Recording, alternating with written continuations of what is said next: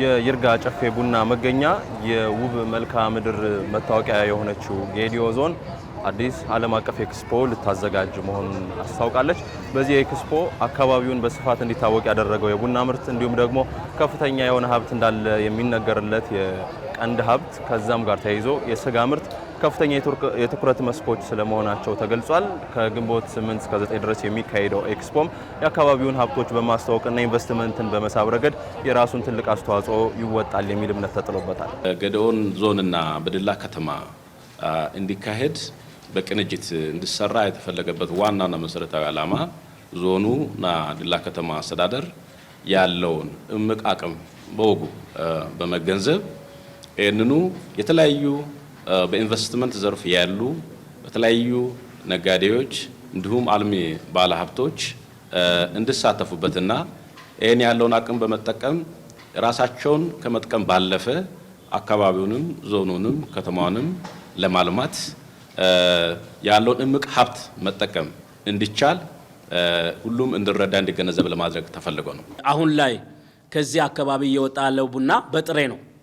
ስለዚህ አርሶ አደሮቻችንን እንዲሁም ደግሞ ቡና አቅራቢዎችና ላኪዎችንም ኤክስፖርተሮችንም ፑሽ እያደረግን ያለነው ቡናን እሴት በመጨመር አርሶ አደሮቻችን ከዚሁ ለዓለም አቀፍ ገበያ ማቅረብ የሚችሉበት ሌሎች አገሮች ላይ ያለው አይነት ተሞክሮ በአካባቢው ላይ መሆን እንዲችል ሰፊ ስራ እየሰራን በመሆኑ እኔ አሁን ያለውን የቡና ፖቴንሻል ፓርቲኩላርሊ የይርጋ ጨፌ ቡና ፖቴንሻልን በተገቢ መንገድ አውትሶርስ ካደረግና አድቮኬሲው ላይ ከሰራን በቀጣይ አርሶ አደራችን ተጠቃሚ እንዲሆንም ይሄ ኤክስፖ ትልቅ አቅም ሆኖ ለአካባቢያችን ብሎም ለደቡብ ኢትዮጵያም ለጌዲኦ ዞንም ትልቅ አስተዋጽኦ ይኖረዋል የሚል እምነት አለኝ ማለት ነው። ከፍተኛ የቡና ምርት እንዲሁም ደግሞ የቀንድ እንስሳት ሀብት ከዛም ባለፈ የቱሪዝም መስህብ ያለው ጌዲኦ ዞን ያለውን ሀብት በአግባቡ እንዲጠቀም ይህ ኤክስፖ የራሱን የሆነ አስተዋጽኦ እንደሚያበረክት በተለያዩ ባለድርሻ አካላት ተነግሯል። አካባቢው ያለውን ሀብት በአግባቡ ተጠቅሞ ማህበረሰቡ ተጠቃሚ እንዲሆን ከዚህም ባለፈ ደግሞ ለሀገር የሚያበረክተው ኢኮኖሚያዊ አስተዋጽኦ የጎላ እንዲሆን ኢንቨስተሮች አካባቢው መጥተው እንዲጎበኙ ከዛም ኢንቨስት እንዲያደርጉ ጥሪ ቀርቧል። ቡና ላይ በቡና ኢንዱስትሪ ዘርፍ ሊሰማሩ የሚችሉ እንዲሁም ደግሞ ስጋን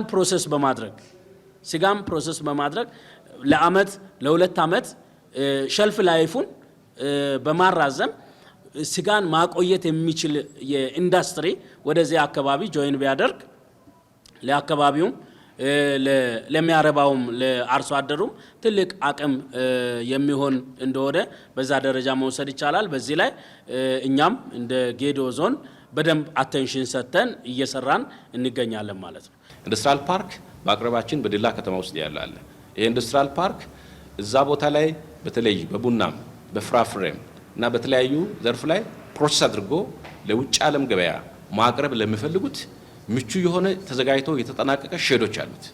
ይሄንን መጠቀም የሚፈልጉ የተኛው አካል በመጣበት ታይም ላይ እና አገልግሎት ማግኘት ይችላሉ።